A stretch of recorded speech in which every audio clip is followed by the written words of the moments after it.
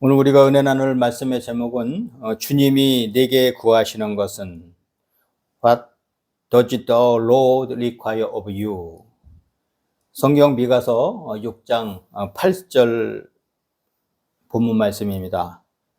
오늘 본문 6장 8절에는 사람아 주께서 선한 것이 무엇임을 내게 보이셨나니 여호와께서 내게 구하시는 것은 오직 정의를 행하며 인자를 사랑하며 겸손하게 내 하나님과 함께 행하는 것이 아니냐, 이렇게 말씀을 하고 있습니다.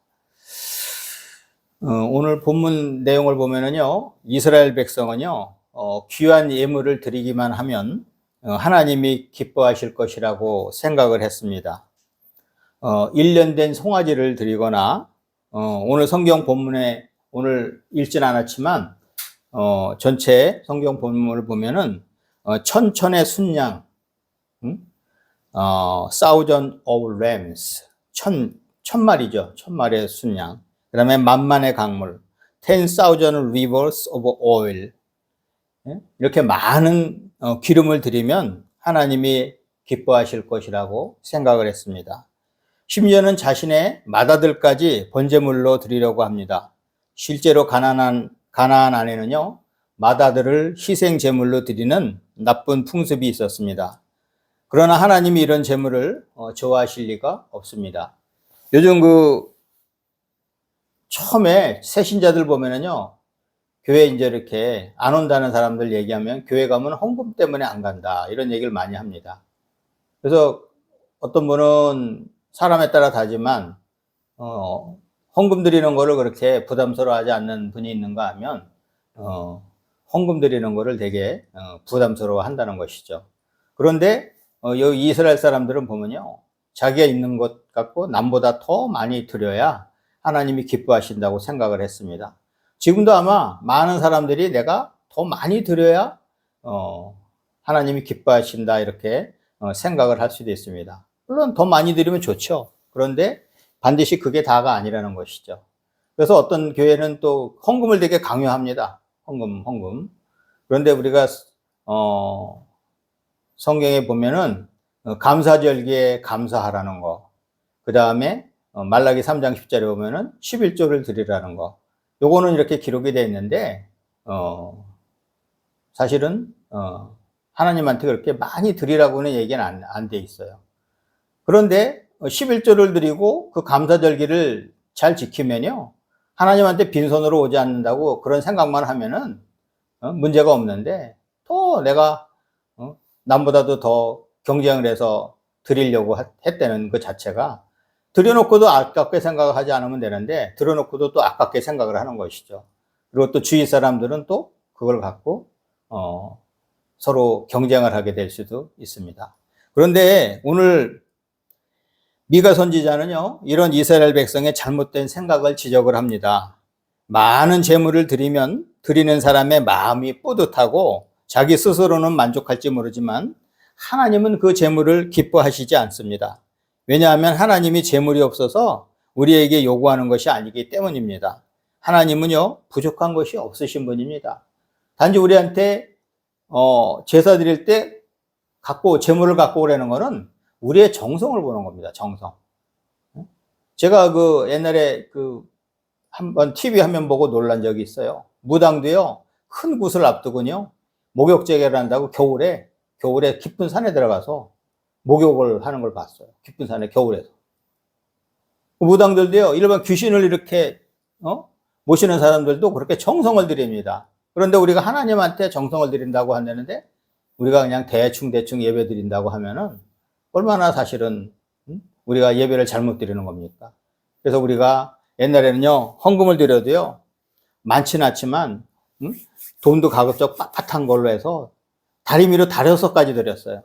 그게 뭐냐면 정성이에요. 과부에 두렵던 헌금이 많지는 않지만 뭐예요? 정성입니다. 정성.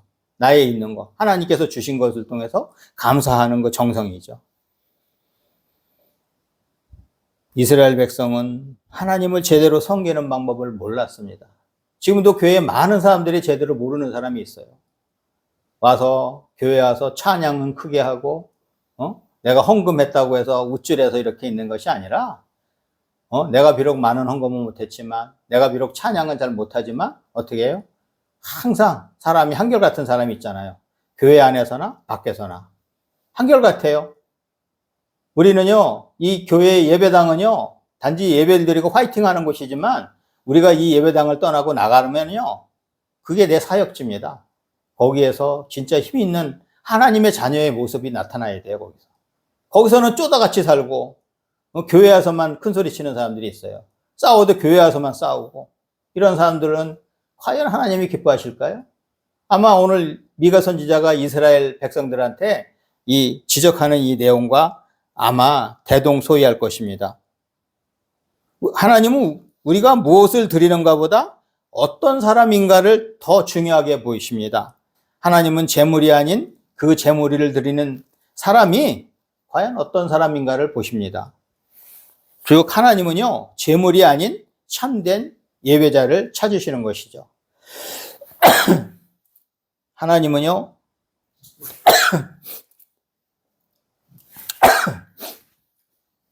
아벨과 그의 제물을 받으셨고 반면에 가인과 그의 제물은 받지 않으셨습니다.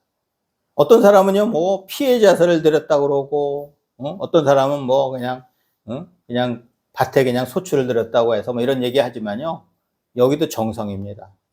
아벨은 하나님의 뜻대로 계속 살아가면서 하나님의 방법대로 예배를 드렸고, 제사를 드렸고, 가인은 그렇지 않았어요. 지 멋대로 세상에 살면서, 남이 이렇게 제물 드린다니까 그냥 제물 갖다가 드린 것이죠. 뭐예요? 차이가 있어요. 다윗도 보세요, 다윗도. 다윗도 그 법궤를 움직일 때, 그 하나님이 사랑하시는 다윗도요, 하나님의 방법대로 하지 않았을 때, 그 법궤를 옮기는 사람들이 죽었어요. 근데 하나님의 방법대로 했을 때 성공을 했다는 것이죠. 하나님은 제물이 아니라 그들의 삶을 받으신 것입니다. 그러므로 우리는요, 하나님이 기뻐하시는 예배는 제물이 아닌 사람의 삶입니다.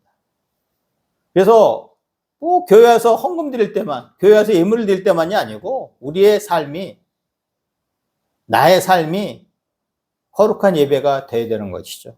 그러면 하나님이 기뻐하시는 제물은 무엇일까요? 하나님이 기뻐하시는 제물. 오늘 본문에 명쾌하게 나와 있어요. 하나님이 기뻐하시는 제물. 첫째로 오직 정의를 행하는 것입니다. To act justly. 우리가 지금 이 나라가 정의롭다고 생각하십니까? 나라가 정의롭지가 않아요. 판사들도 판결 엉망으로 하고, 판사를 정치인들이 억압을 하고, 검사가 한 거는 다 잘못됐다고 얘기하고, 우리가요, 의사하다가 처음 공부할 때는 히포크라테스 선서를 하면서 내가 어려운 사람을 위해서 내 목숨까지 바치면서 내가 고친다고 그러죠. 법원에는 뭐라고 돼 있어요? 법원에 이렇게 저울추가 돼 있어요, 저울추가. 성경에도 보면 저울추가 옛날에는 저울추로 달았잖아요. 공평해, 평평해야 돼. 이쪽에 하나 추를 달아놓고 이쪽에 물건 달아서 평평하면은 이게 갖고서 이제 무게를 알았거든요. 이게 추가 한쪽으로 기울어요. 정권이 어디에 있느냐에 따라서 거기에 맞는 판결을 내려버린다고 그러면은 우리가 어떻게 믿어요? 그래도 세상에서 제일 공평해야 되는 거는 판사인데, 검사인데, 변호사인데 그렇지 못하다는 거예요. 불의인지 알면서도 그걸 그렇게 한다는 거는 왜? 한계가 있어요. 세상 일이니까 그렇습니다. 세상 일. 근데 여기서 오늘 뭐 to act justly, 정의를 행하는 건 뭐예요? 하나님의 정의는요, 하나님의 말씀대로 사는 거예요. 하나님 말씀대로 사는 사람은요, 거짓말도 하지 않습니다. 잠시 요 자리를 피하려고 내가 거짓말 하지 않아요. 자기 양심에 찔려요. 그러다 보니까 세상의 법은 자연스럽게 지켜요. 세상의 법은 거의 공중대덕에 준하고 거의 규정상에 준하잖아요. 그런데 하나님의 법은요, 그 이상의 법입니다. 정의는 하나님의 말씀이 온전히 실천되는 것입니다. 세상의 기준, 이념이나 지식에 의한 정의가 아니라 하나님의 말씀을 기준으로 한 정의입니다. 하나님은 겉으로 보이는 것만이 아닌 우리의 심중까지도 보십니다. 하나님이 말씀하시는 정의는 하나님의 말씀에다가 뭐예요? 우리의 심중을 다 보셔요. 아, 남은 안 보지. 지금도 보면 법원 가면 다 안 본 거나 거짓말 합니다. 근데 하나님이 다 보시잖아요. 우리 하나님의 사람들은 그렇지 않죠. 그러지 말아야 돼. 솔직해야 돼.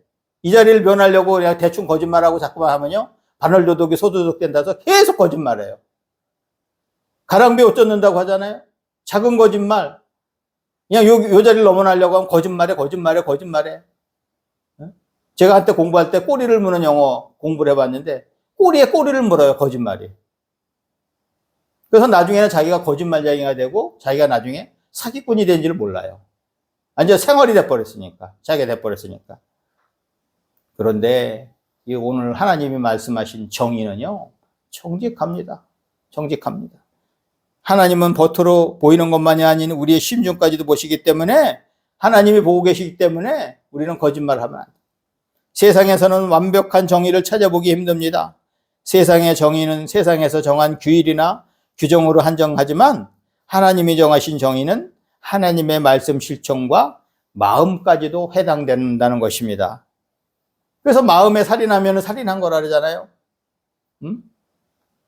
그래서 우리는 하나님이 정하신 정의를 행하여야 합니다. 하나님의 사람들은 정의를 행하고자 최선을 다하여야 합니다. 우리나라 기독교 인구가 30%인데 하나님 믿는 사람들만 10명 중에 3명만 바르게 살아도요, 나라가 그렇게 부패하진 않아요.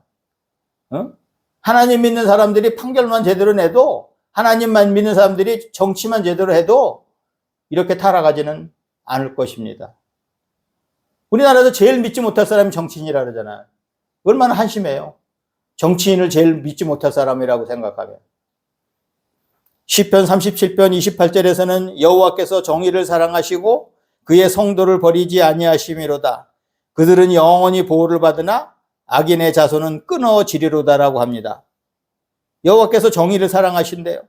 또한 잠언 21장 3절에서는 공의와 정의를 행하는 것은 제사 드리는 것보다 여호와께서 기쁘게 여기시느니라. 오늘 본문하고 비슷한 말씀이에요. 공의와 정의를 행하는 것은 제사 드리는 것보다 더 하나님이 기쁘시게. 뭐예요? 우리의 삶이 그렇게 나타나야 된다는 거예요. 단지 제사 의식에만 내가 물질 갖고 와서 그냥 때우려고 하는 그런 것이 아니라 우리의 삶이 정의로워야 된다는 겁니다. 영국의 극작가이자 시인인 세익스피어는요, 정의에 대해서 이렇게 말했습니다. 남의 잘못에 대해서 관용하라. 오늘 저지른 남의 잘못은 어제의 내 잘못이었던 것을 생각하라. 잘못이 없는 사람은 하나도 없다. 완전하지 못한 것이 사람이라는 점을 항상 생각해야 하는 것이다. 우리는 언제나 정의를 받들어야 하지만 정의만으로 재판을 한다면 우리들 중에 단 한 사람도 구원을 받지 못할 것이다. 정의의 잣대는요, 나에 대해서지 남에 대해서는 아닙니다. 꼭 누가 뭐라 그러면 남 탓해요. 남 탓. 아, 내 탓입니다. 이렇게 하면 끝나는데요. 항상 남 탓해. 그러니까 문제죠. 지금 우리나라 정치인들도 남 탓해요. 다 남 탓해요. 응? 살아가면서 다 남 탓해. 하나님이 공정하게 기회를 주셨는데 그거를 자기가 열심히 하지 않고도 남 탓하고 살아요. 남 탓하고. 정의의 잣대는요, 나에 대해서 엄격해야 됩니다. 그리고 남에 대해서는요, 후회해야 돼요. 남에 대해서. 제 눈에는 들보가 있으면서 남의 눈에 바늘 있는 것을, 그 티 하나 있는 것을 갖고서 그렇게 그걸 갖다가 이제 흉을 본다고 생각해 보세요. 남의 눈에 티는 보이고 자기 눈에 들보는 안 보이는 것이 우리의 삶이죠. 두 번째로 하나님이 기뻐하시는 제물은 인자를 사랑하는 것입니다. To love much. To love much. 뒤에 빠졌어요. 목적어가. Faithful. 아니면 neighbor. 나만 너무 사랑해요. 나만. 사람들이 나만 너무 사랑해요. 나를 제외한 모든 사람이 이웃이에요. 항상 나를 위해서는 최선을 다하고 나를 위해서는 잘 먹고 다는데 남을 위해서는 안 해요. 하나님은 싫어하셔요. 상당히 이기적인 거예요. 자기를 위해서는. 생각해 보세요. 엊그제 또 누가 의사인데 참 기부 많이 했는데 그분이요, 그렇게 떨어진 신발 신고 다니고 그러면서 남한테는 기부를 팍팍 하고 뭐 100억을 기부했다나 150억을 기부했다나 그러잖아요. 제가 놀랐어요. 어떻게 저럴 수 있을까? 그런데 우리가 거꾸로 살아가고 있잖아요. 자기를 위해서는 아끼지 않고, 자기를 위해서는 별 짓을 다 하는데 어려운 사람들, 하다못해 가족, 이웃 보지 않아요. 잘못 살아가는 거예요. 하나님께서 싫어하시는 거예요, 이런 거. 사람을 사랑하는 것은요, 나는 물론이고 모두를 사랑하는 것입니다. 특히 성경에서는 고아나 가부 등 소외된 사람들을 반드시 긍휼히 여기라고 합니다. 고아 가부가 왜 그래요? 그 사람들 외로워요. 힘도 없어요. 그 사람들 편 들어주려는 거예요. 힘쓴 권력자들 편 드는 것이 아니고 어려운 사람들 편 들어주는 거예요. 이 성경에서는 되게 높게 쳐요. 요즘은 사람 알기를 애완동물보다도 못한 존재로 가볍게 여기는 사람들이 많이 있습니다. 동물도 물론 잘 챙겨야 하지만 자기가 만나는 사람들에게 친절하게 사랑의 마음으로 다가가야 합니다. 자기만 아는 이기적인 사람들은요, 성경에서 오늘 인자를 사랑하라고 그러잖아요. 인자가 사람입니다. 사람. 사람 인자에다가 아들 자자잖아요. 사람을 사랑하는 것이 매우 어렵습니다. 자기가 이기적인 사람, 자기만 알기 때문에. 왜냐하면 자기 것을 손해보기 싫어하기 때문입니다. 갈라디아서 5장 14절에서는 온 율법은 내 이웃을 사랑하기를 내 자신같이 하라 하신 말씀에서 이루어졌느니라고 합니다. 사실은 이웃을 사랑하면요, 다 된 거래요. 저도 참 이웃 사랑하기 힘들어요. 그래서 저는 이제는요, 이웃 사랑하기도 어떻게 하냐면 사람 등급 매겨놨어요. 그래서 피할 사람이 있어요, 피할 사람. 그 가짝 맞닥뜨리면은 그 사람이 상당히 이기적이고 자기 멋대로 살기 때문에 안 됩니다. 성경에서도 있어, 피할 사람. 전도를 했는데 전도 잘 받지 않고 교만한 사람들. 교만한 사람들은 피하는 게 딱 좋아요. 교만한 사람들한테 얘기해봤자 뭘 더 되겠어요. 이웃이라고 해서 무조건 다 사랑하는 것이 아니고 지혜롭게 해야 돼요. 지혜롭게. 야고보서 4장 12절에서는 입법자와 재판관은 오직 한 분이시니 능히 구원하기도 하시며 멸하기도 하시느니라. 너는 누구이기에 이웃을 판단하냐라고 합니다. 사실은 이웃을 판단할 필요도 없어요. 다른 거죠. 틀린 건 아니에요. 그 사람도 다르게 살았어요. 나와는 다르게 사는 거예요. 나와는 다른 거예요. 근데 나와 다른 사람을 나한테 대입을 해서 하려고 하다 보니까 실망도 많고, 저도 요즘 그래요. 다른 사람은 이제 다른 사람 취급해야 돼요. 내 수준에 맞춰서 이렇게 생각하면요, 안 돼요, 그게.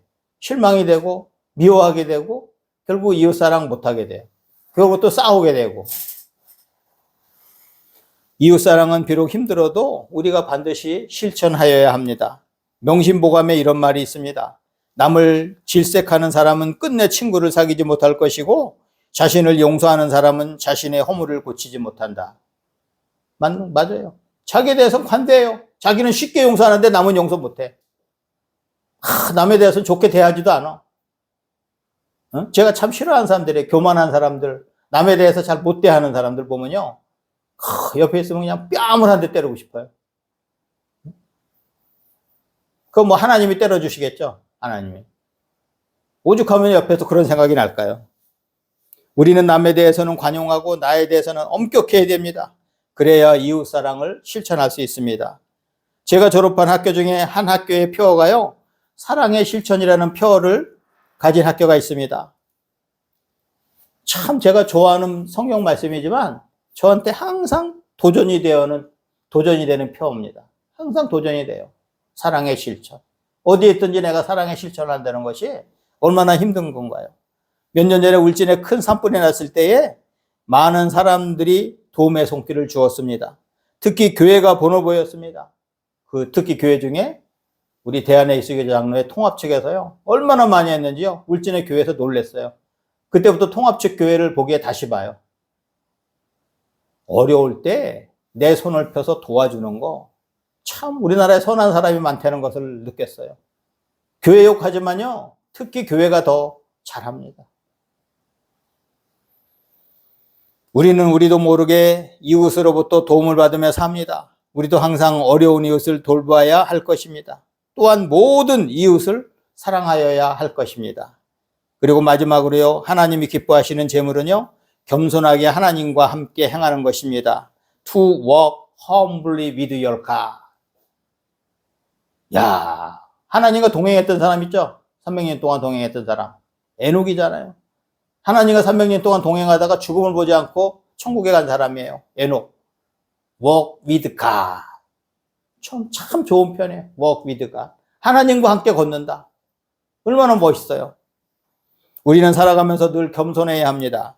우리가 주님과 함께라면 겸손할 수밖에 없습니다. 주님과 함께하는 사람이 어떻게 겸손하지 않을 수가 있어요. 자기 멋대로 살기 때문에 겸손하지 않죠.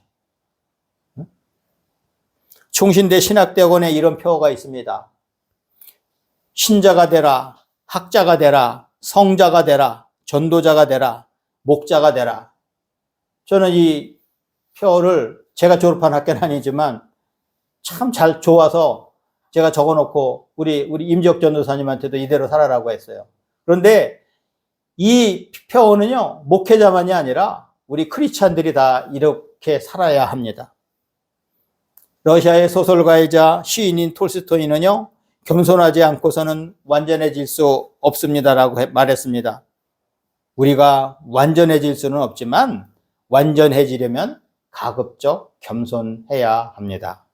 시편 147편 6절에서는 여호와께서 겸손한 자들은 붙드시고 악인들은 땅에 엎드려 뜨르시는도다라고 합니다.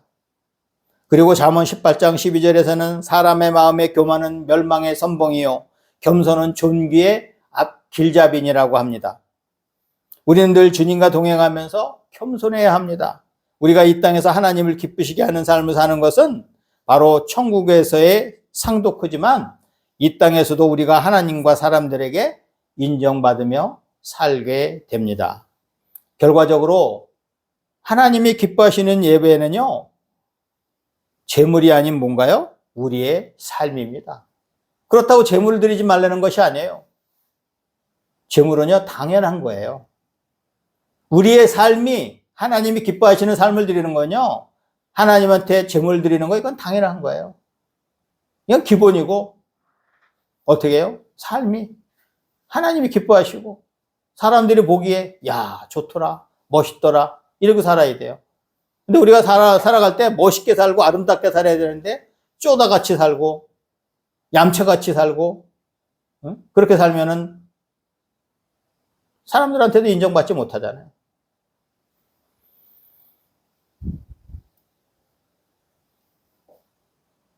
하나님이 기뻐하시는 예배는요, 우리의 삶을 예배드리는 자세로 살아가는 것입니다.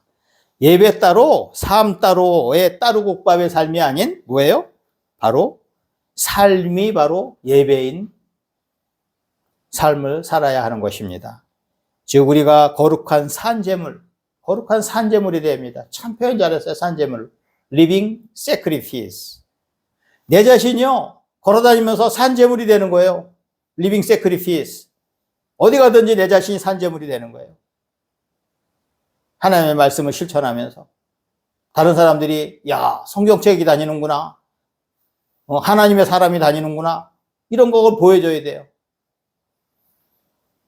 우리가 물질로 천국의 상을 쌓는 것은 아주 작지만요, 우리의 삶으로 쌓는 것은 아주 큽니다. 천국은 그냥 정치되는 것이 아니에요. 그리고 천국에 가서 그냥 똑같지 않아요. 상이 달라요. 하나님께서 이 땅에서 우리한테 부여하신 그 사명을 어떻게 감당하느냐에 따라서 바로 상이 다르다는 것입니다. 오늘의 말씀처럼 정의를 행하며 이웃을 사랑하고 겸손한 모습을 보이시는 것은 바로 예수님이 그런 모습을 보이셨어요. 하나님이신 예수님이 이 땅에 계실 때에 불의를 지적하며 어려운 이웃과 함께하고 제자들의 발을 씻겨주실 만큼 겸손의 모습을 보이셨습니다. 우리도 항상 예수님을 닮아가는 사람들이 되어야 할 것입니다. 우리 할렐루야 축성교회 가족은 하나님이 기뻐하시는 정의를 행하며 이웃을 사랑하고 겸손하게 하나님과 동행하는 삶을 사셔서 천국에서나 이 땅에서 큰 자가 되시기를 주님의 이름으로 축원합니다.